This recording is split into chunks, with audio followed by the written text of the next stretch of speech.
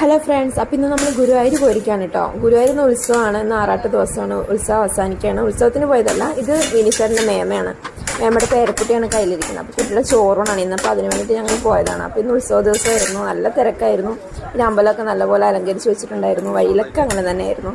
അപ്പോൾ അമ്പലത്തിൽ വന്ന് നമുക്ക് ശരിക്കും തൊഴാനൊന്നും പറ്റില്ല, പുറത്തുനിന്ന് തൊഴുത് നല്ല തിരക്കായിരുന്നു.